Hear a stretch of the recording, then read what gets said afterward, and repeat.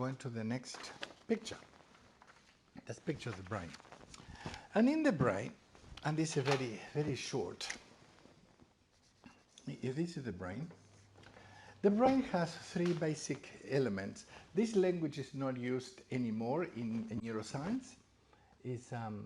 So if neuroscience listen to me and say, Carlos, you are a dinosaur talking about this. But it's still valid. It's still valid. This has the basic part of the brain that is called the reptilian brain. That is the part of the brain that reacts automatically. So if I touch something like this, I don't say, this is extremely hot. What should I do? We don't do that. We respond like this. Because that is solved here in the middle in an automatic way. It's called reflex arc.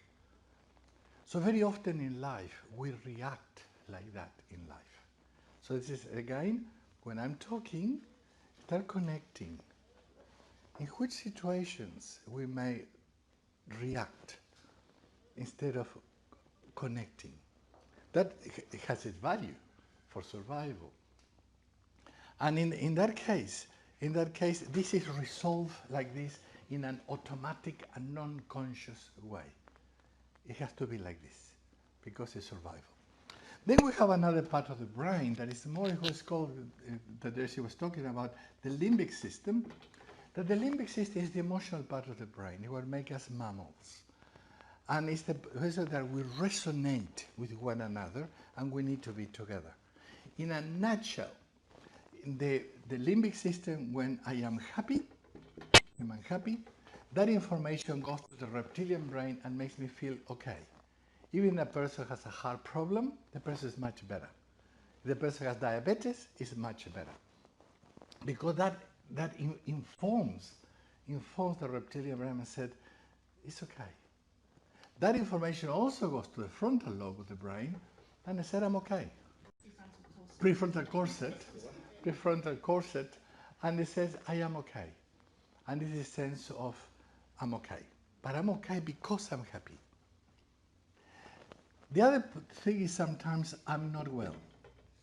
This not well is not unhappy, is that my life is not aligned with the person I meant to be. I don't have time to go into that. That is more into neuroscience, but we have a code inside that is a sense of wellness that is imprinted in us. In Christian lingo, we call it the image of God. Okay, but each tradition has a similar concept. When I'm not well, like this, that information also goes to the reptilian brain, and this is the origin of the psychosomatic disorders.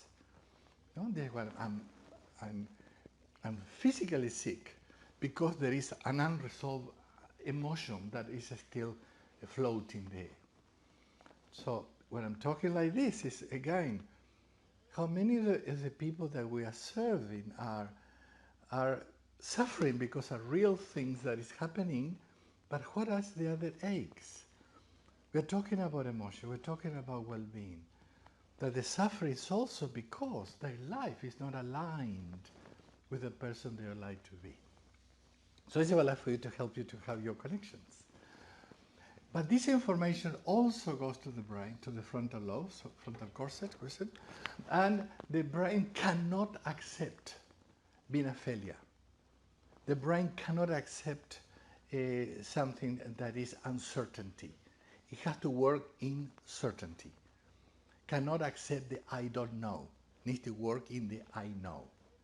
And because this is creating this noise, the brain creates a wall, a construct, and resolve that problem by language and to create a story. And that story makes me feel better. And that story is to pseudo-protect me, because it doesn't protect me at all. And the story I love to tell is the story of Adam and God and Adam. I say, what happened? Have you eaten the tree? What did Adam said? I'm so sorry. Fell on his knees and broken hearted said, my God, I failed you. Did he what he said? What did he say? He made me do it. More than that. the woman you gave me made me do it. Wow. But he didn't lie to God. He truly believed that. And this is what is called a cognitive bias.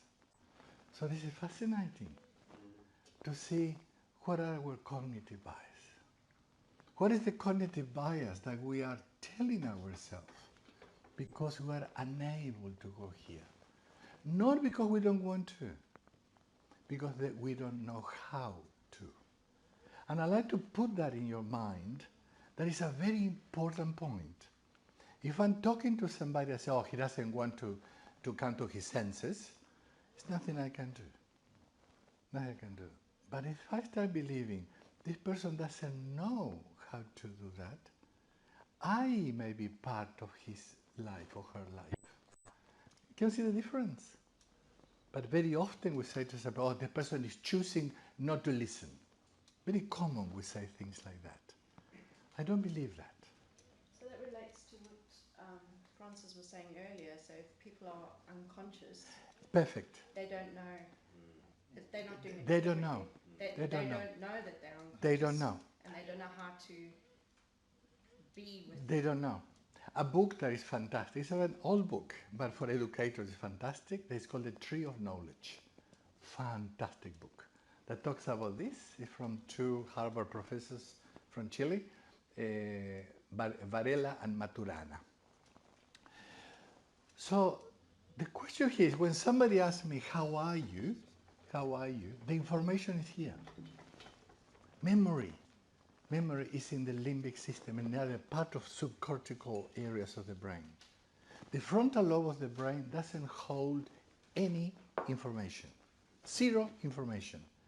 It's a decision-making machine that needs to be connected with everything to make a decision. But what decision can it make if there's this block here, cannot go here? So it's all what is created as a... So the question here is, and you can maybe pause for a second here, said, what are the cognitive bias that we see in our practice, in the church, in the diocese? Any thinking? How could we have got it? We're okay. How are you? I'm okay. I'm okay. But in reality, the information is here. Any cognitive bias?